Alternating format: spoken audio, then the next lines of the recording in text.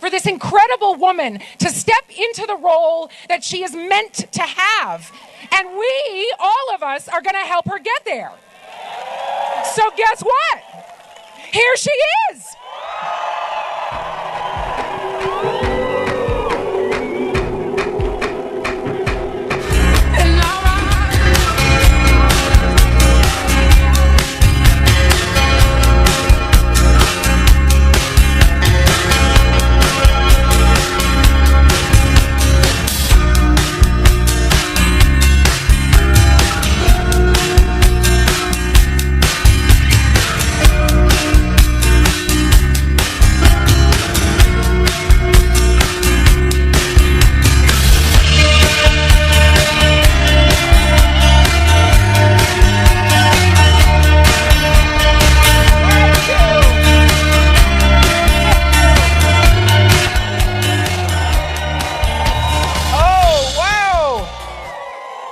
It is great to be in Las Vegas again.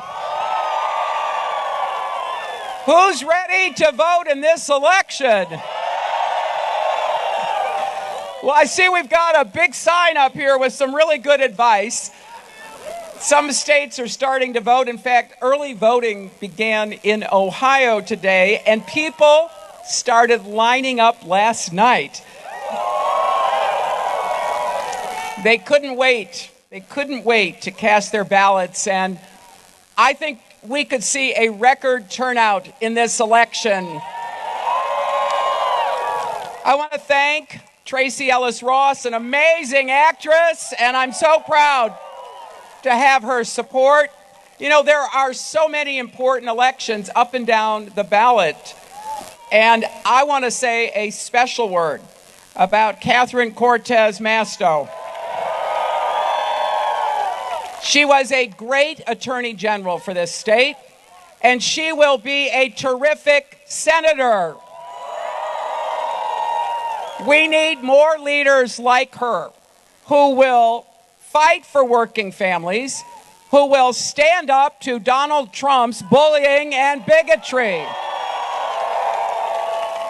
So let's send Catherine to Washington to support everything that we're going to be fighting for together. And while we're at it, let's send Dina Titus back to Washington.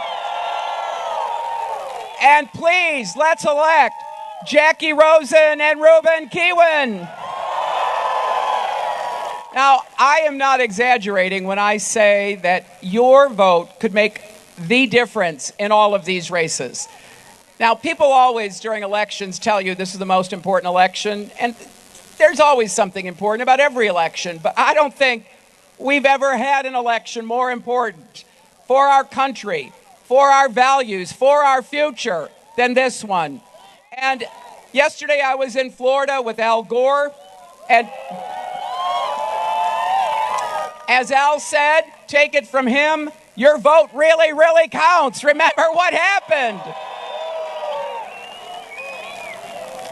Now, I had the best time campaigning here when I was here for the caucus, and I want to thank everybody who has worked for me, and I want to thank everybody who worked for my friend Bernie Sanders.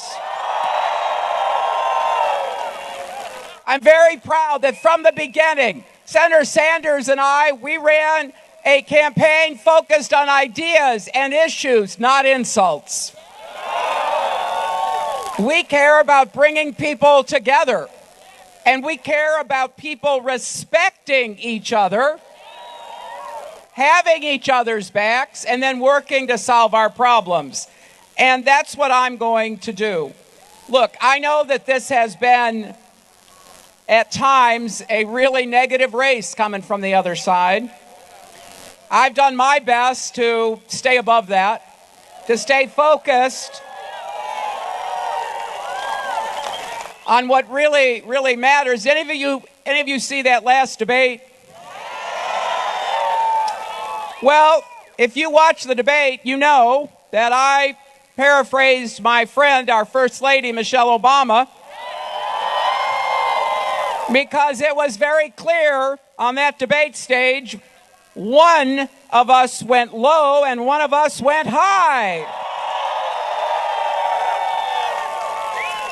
And I want to repeat something I said that night because I want you to hear it and tell your friends, look, I want to be a president for all Americans, not some Americans. I want to be a president for people who agree with me and don't agree with me. I want to be a president for Democrats, Republicans, and independents. I want to be a president who brings our country together and tries to heal all these divides that are being set up between different Americans. And I appreciate everybody who is now focused on this election, trying to figure out how to vote. And so many Republican leaders and traditionally Republican-leaning newspapers have crossed the aisle to support me. And that means a great deal to me. Because, my friends, we've got to unite our country. Now, we're always going to have disagreements. There's no doubt about that. That's kind of in the DNA of being an American. But we got to get beyond those disagreements. We've got to be willing to roll up our sleeves and get to work with each other. And that means we have to be willing to listen to each other. And I know that probably some of you, maybe a lot of you, know somebody who's thinking about voting for Trump. It happens. I know that. My request is to stage an intervention.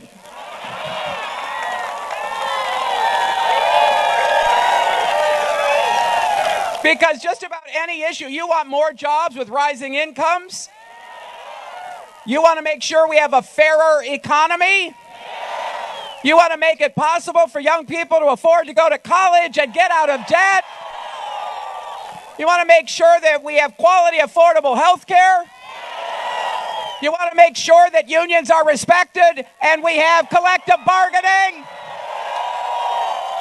You want to make sure that we protect a woman's right to choose and marriage equality? You want to make sure we're respected in the world and we're strong and we're steady in our leadership? Well, I think the choice is pretty clear. Because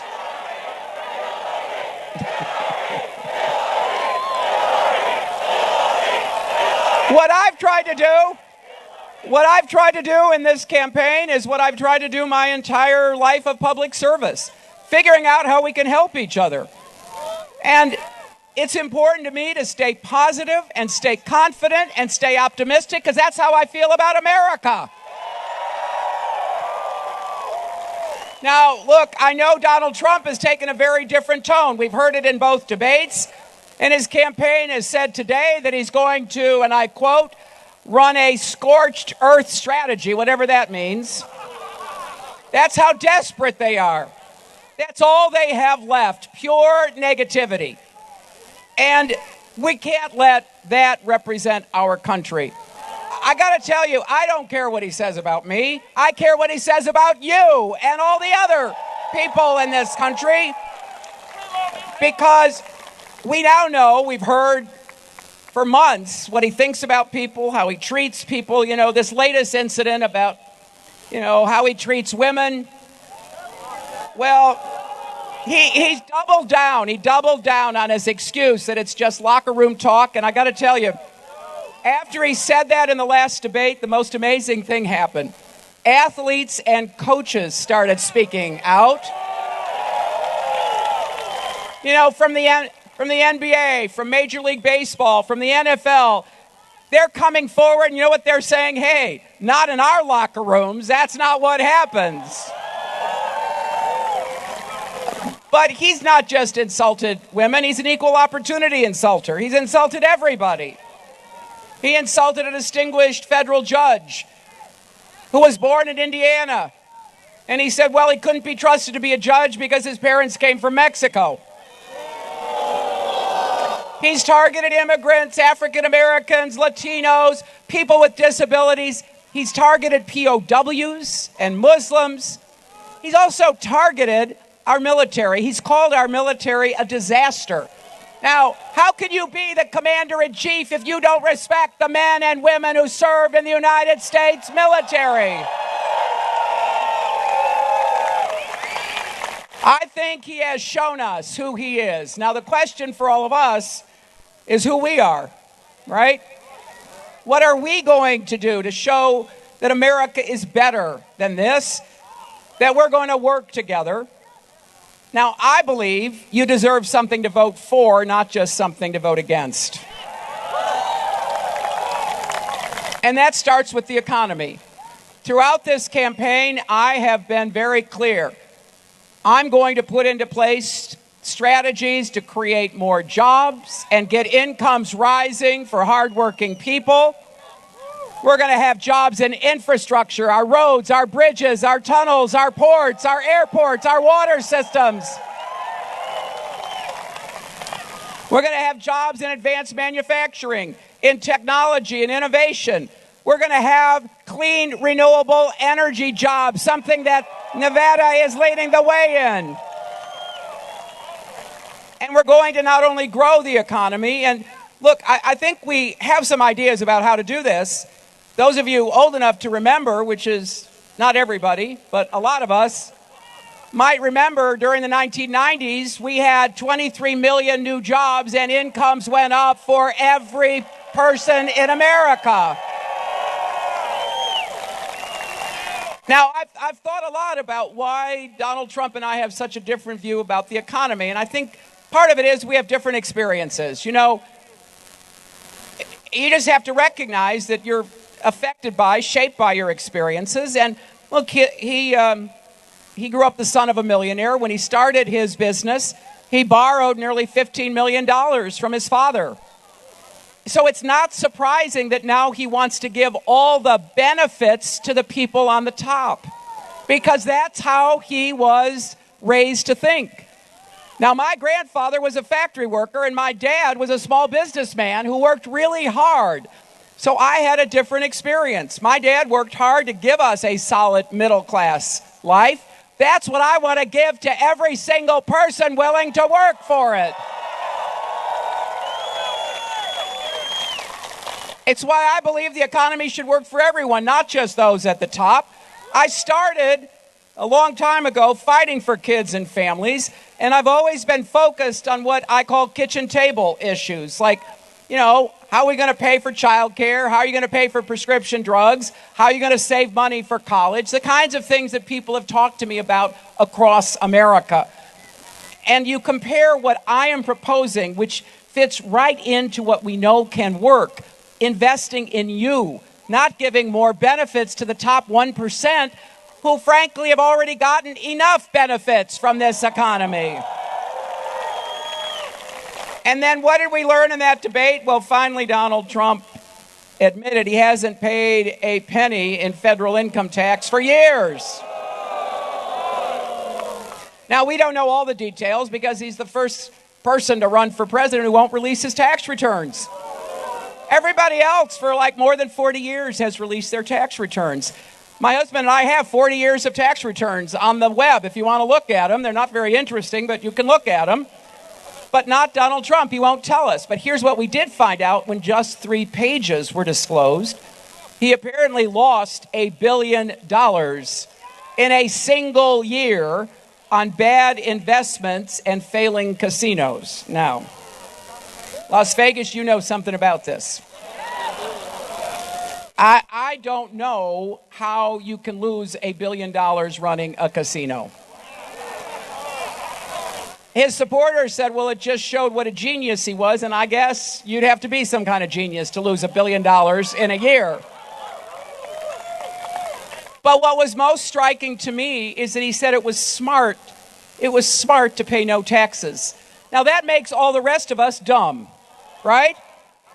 And on that debate stage, he said, well, everybody does it. Warren Buffett does it. Well, he picked on the wrong guy. Warren Buffett is a real billionaire, right?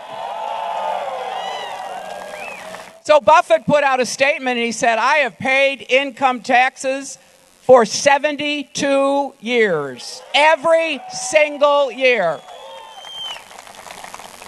And I've talked to Warren Buffett, and he says, look, I want to change the tax system so somebody like me actually pays more, because he wants to support our country. Donald Trump has given zero to our military, zero to our vets, zero to education and health care.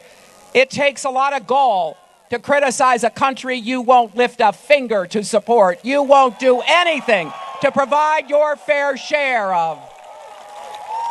Now, look, he's been doing this for years. It's not just losing $1 billion. He has stiffed so many contractors and workers. It started in Atlantic City. And I've met people, painters and plumbers and dishwashers, glass installers, marble installers. He even stiffed the man that he bought the pianos for one of his casinos. But he did the same thing here in Las Vegas. He has a history of asking somebody to provide a good or a service and then not paying them. Not because he couldn't, but because he wouldn't. And you know what? That is not the way America works. If you make a contract with somebody and the other side fulfills that contract, you should pay. And what happened to all these small businesses that he stiffed after he said he wasn't going to pay them? He said, well, go ahead and sue me. Well, who can afford to sue somebody who employs hundreds of lawyers to prevent people from being paid? It's wrong. It's just absolutely wrong. And so what we're going to do is make the biggest investment in new jobs since World War II. I think there's a lot of good work to be done in America. I want us also to be the clean energy superpower of the 21st century. And then I think it's really important we do two big things in education. First, I happen to believe we made a mistake years ago when we took vocational education out of high schools. Now, it needed to be upgraded. But we need technical education in high school because I want people who have different talents and different interests to get the skills they deserve to have, to get the good jobs that are going to be available in our country in the future.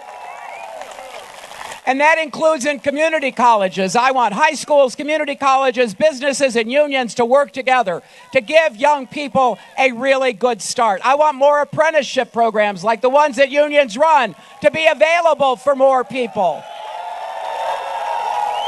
If you look at job projections for the next 10 years, a lot of those jobs are going to require skilled tradespeople. And I want you and you and you, if you're of an interest in that, to join the carpenters, to join others who are doing the hard work of building America. And then for people who want to go to college, here's what we're going to do. We are going to make it possible for you to go to a 4-year public college or university in this state or any state, tuition free. If your family makes less than $125,000 a year, which is the vast majority of families, if you make more, we're going to let you go debt-free. So you're going to pay what you can afford. Some people can afford it all. Some people can afford some of it. But we don't want more young people falling into debt. This is a big drag on too many people. So make college affordable, and then we're going to help you repay your debt, starting by refinancing it, getting the interest rates down, helping you pay it back as a percentage of your income. This is going to save the vast majority of families in America thousands of dollars. And if you're interested, and I know there are a lot of people in this audience who have this on the horizon or already have the debt, you can actually go to HillaryClinton.com/calculator to figure out how much your family will save under my plan. I want you to understand what I want to do so you can help me get it done when we go to the Congress. And we're going to help more small businesses like my father's, because small business creates most of the jobs in America, 2/3 of the new jobs. And then I want to make the economy fairer. So let's start by raising the national minimum wage so people who work full-time are not in poverty.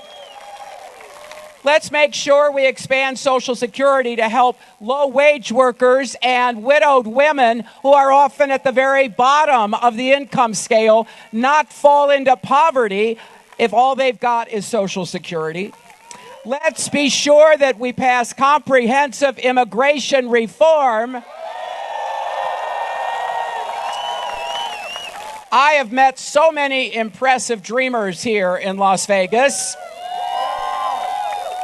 I've met dreamers who want to start businesses, dreamers who want to go to medical school or law school, dreamers who have big dreams, and by following their dreams, they will contribute to our economy. So it's time to help them have a chance to get out of the shadows and have the opportunity for the future that is good for them and good for the rest of us. And then don't you think it is finally time to guarantee equal pay for women's work? I gotta say, this is not a women's issue. This is a family issue. It's an economic issue. If you have a wife, a mother, a daughter, or a sister who's working, it's your issue.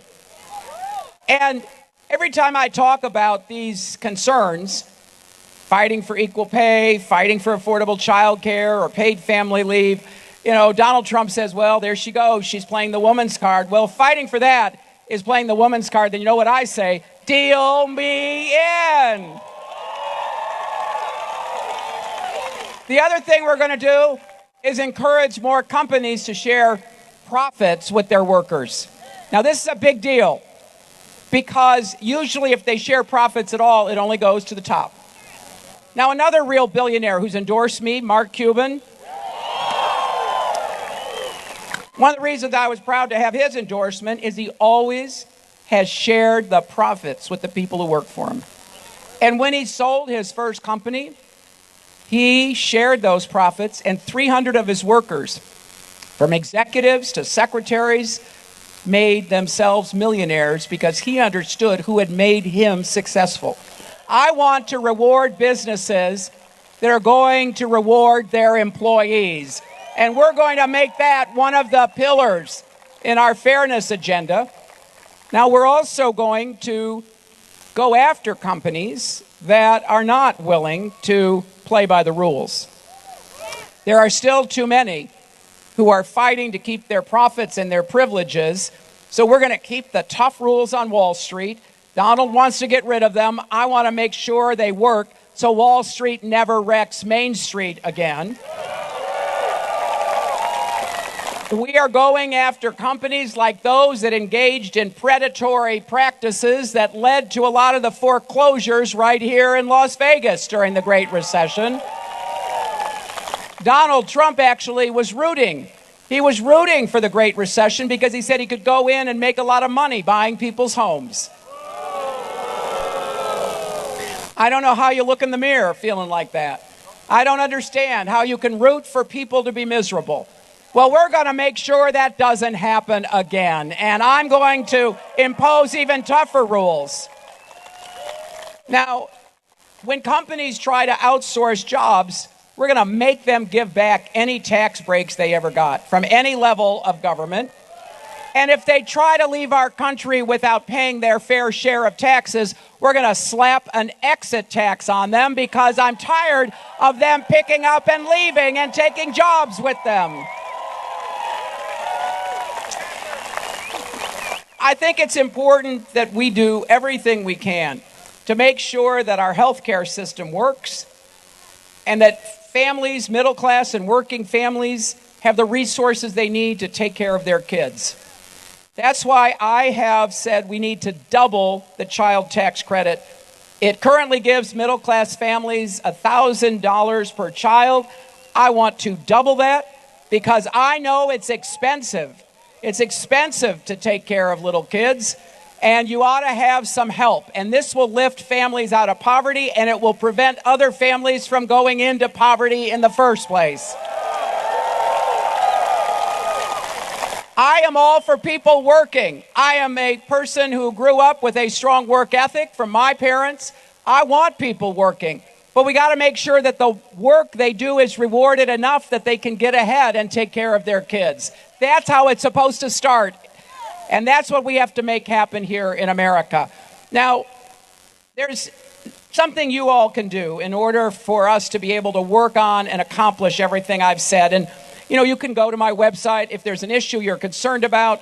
It's probably already on there. Tim Kaine and I did a book together called Stronger Together to make sure you knew what our agenda was. I see one waving there in the audience because I have this old-fashioned idea. I don't want to just spout words and try to create rhetoric. I want you to know what I will try to do as your president because I need your help and your partnership.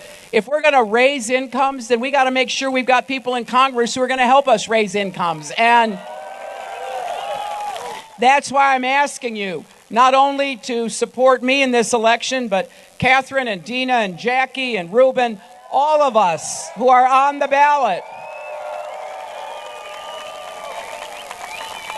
And think about any issue you care about and imagine it being on the ballot, because in effect it is. There's never been an election where there's such a difference between the two candidates. I have to tell you, with prior Republican nominees, I might have had disagreements with policies or principles, but I never questioned any of their fitness to serve. Donald Trump is different. He is unqualified and unfit to be president and commander-in-chief.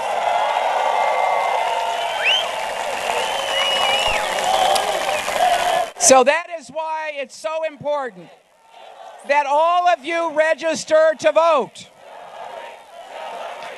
The last day, the protesters, they've had a bad couple of weeks, so I understand why they're upset. But remember, this Tuesday, October 18th, is the last day you can register to vote here in Nevada. So please register to vote. Find out if you're registered correctly. You can go to a website called iwillvote.com. Because if you believe in any of the issues that we care about and that we're working on and the kind of country we can make together, I need you to do everything you can between now and November 8th to register and then to turn out and vote, to make sure your friends, your neighbors, your colleagues are registered to vote. Tell them to go to iwillvote.com and make sure that we get everybody to turn out. A little bit ago I said if you've got friends who are thinking about voting for Trump, stage an intervention. Well, I think it is a serious concern because friends don't let friends vote for Trump.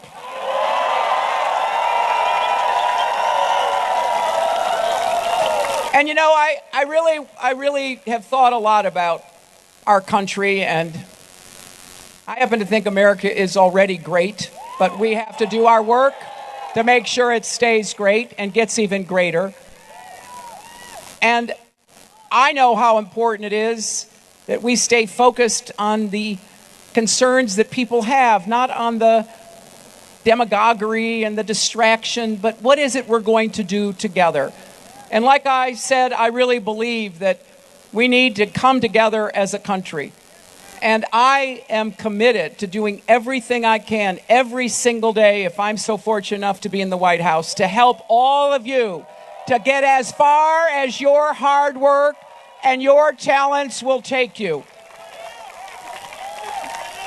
Because we want to prove to the world something that I believe in, that we are the place of freedom and opportunity, of justice, of equality, the best place in the entire world to live and to work, to raise a family.